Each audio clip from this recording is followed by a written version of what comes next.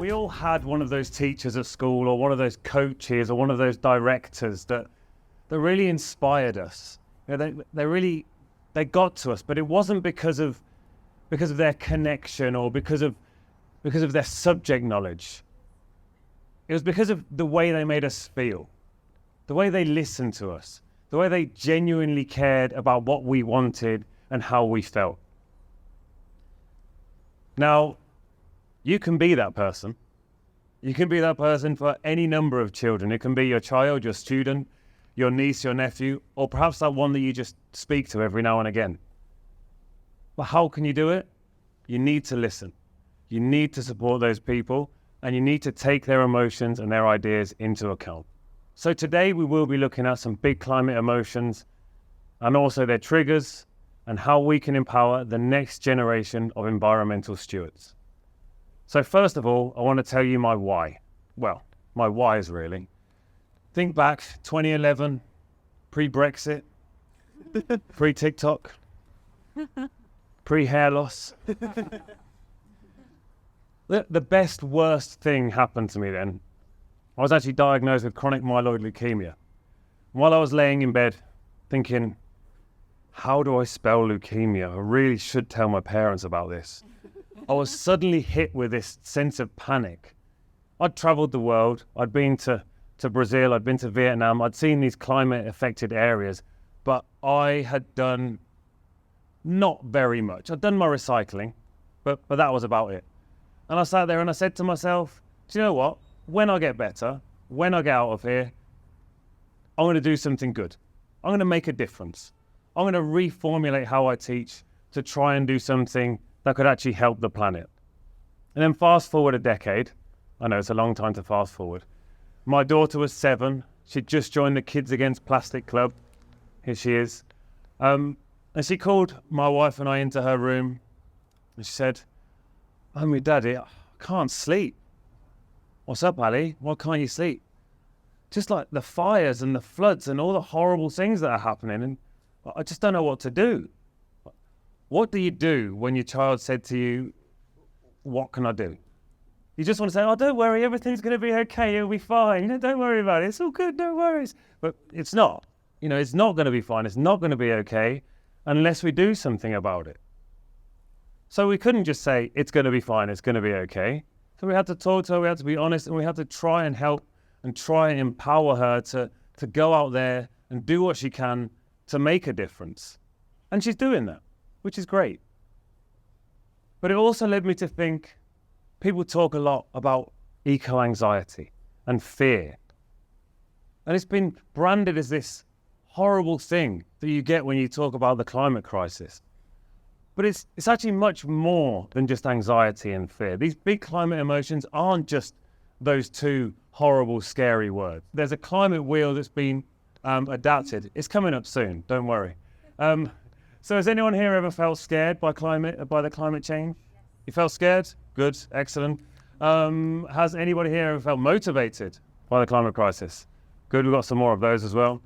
Has anyone ever felt guilty? Yeah, has anyone ever been made to feel guilty about there you go. How about this one? Has anybody ever felt powerless about the climate crisis? Yeah. How about uninterested by the climate crisis? Anyone?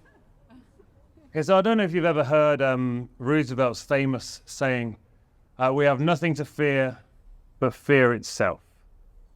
Well, Franklin, you're wrong, mate. As an educator, as a human, I don't think that fear itself is what we should fear.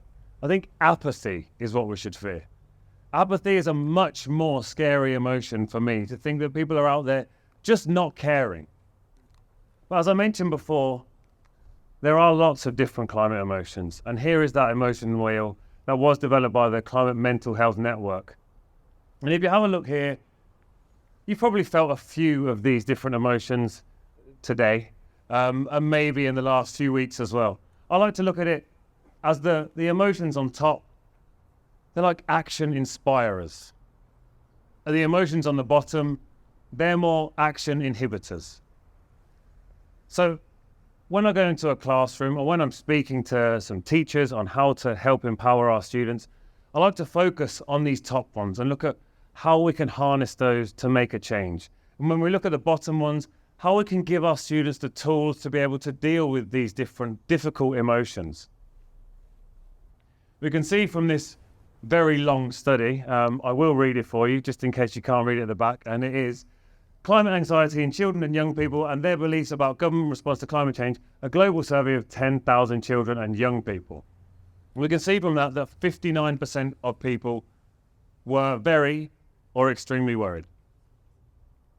67% of them were afraid. Now, judging by the fact that 33% of the world's population is under 20, then quite a lot of people seem to be afraid by the climate crisis. Now, what can we do to get past that? What can we do to help those students? Well, what I like to do is think about where these problems come from. We need to get to the heart of these issues. That's the key to knowing how we can get beyond them. So I've asked a lot of students. I speak to a lot of students every week, and I always ask them, what is it that triggers these emotions in you? What are the factors that do it? And there's quite a few. There are about 10 main ones, but we don't really have time for that. So we'll go for the top 4, which are most commonly said by the different students across the globe. The first one is government inaction. The second one is experiencing an ecological event. Sorry, I was in the way for you there, wasn't I? Next up is inadequate climate education. And then the final one is perceived personal responsibility. Now, when it comes to these different triggers, there are different emotions, and each different emotion does obviously need a different approach. But I like to take a simple 3-step approach when it comes to any of these different ideas, and that's to embrace the emotion, empower the student, and then engage in the action afterwards. And it's easy to remember because it's 3 simple E's. So let's look again at government inaction. Now, some governments aren't doing much. Other governments, are you listening, Rishi Sunak, are actively doing negative things for the planet. Now, what can we do? We need to encourage our students to embrace the emotion of frustration, of anger, to get out there to do something. We can empower them. How can we empower them? But rather than saying, the system's broken, we can reframe that to say, what can I do to fix the system? And then we can engage them in different activities, in activism with local groups that are out there that are campaigning for change. Now, experiencing an ecological event, I imagine most of us have experienced one of those in recent times. I live in Seville. It's at the moment, a lot of areas have been flooded, but we're actually also experiencing drought at the same time, which is kind of messes with your head a little bit. But it's not wrong to be afraid. Like, that's scary. You know, when your house is full of water, but you haven't got enough to drink, that's a scary thing that's happening there. So it's okay to be scared. It's okay to be afraid. But it's what we do with that fear. It's how we deal with that fear. Do we shrink away? Do we hide? Or do we try and deal with it? Do we get outside into nature and go for a walk? Do we meditate? Do we get angry? We need to empower our students to do these different things, to deal with these different emotions, to not just hide away. And then again, engage with local groups that are out there trying to mitigate the problems that we're dealing with thanks to the climate crisis, and engage in actions that are going to make them feel better about themselves and feel better about the world around them. This one's a big one for me, as I'm an educator in climate education. So many of my students are just so angry at the fact they open their books and there's one unit that's about the environment. And it's not in their history books, it's maybe in their science books, it's maybe in their geography books, but it's nowhere else. So you need to agree and show them, yes, you're absolutely right. This is bad. We do need more climate education. We do need to have it as part of our educational sphere. So we can empower them by being an amplifier for their voice, by speaking to the decision makers in your school, in your area, in your local environment. And we can engage them in action by connecting them to publishers, connecting them to education ministers, and speaking up for them and letting them speak up for themselves as well. Because if they say what they want, maybe just maybe, somebody will listen. Now, the last one is a really difficult one. This one's really tricky because you want your students to embrace that responsibility. You want them to think, do you know what? I can do something to change the climate. I can do something to help make a difference. But then you don't want to put it all on them because they didn't cause it. It isn't their fault. And if they start recycling now, it's not going to stop what's happening. What we need to do is encourage them to take those steps, to create a greener mindset.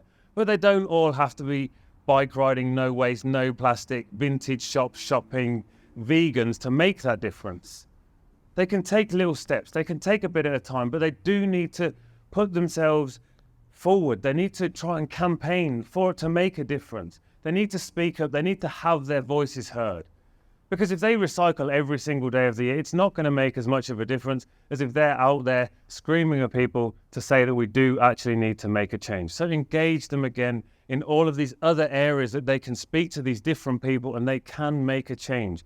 Engage them with new role models. Take them away from the Kardashians and point them towards the Meeks or point them towards the Clover Hogans of the world. Show them that, you know what, you don't need to have 1,000 million gajillion followers on Instagram, but what you do need is to make an impact with the world around you. So what do we do now? That's the big question, obviously.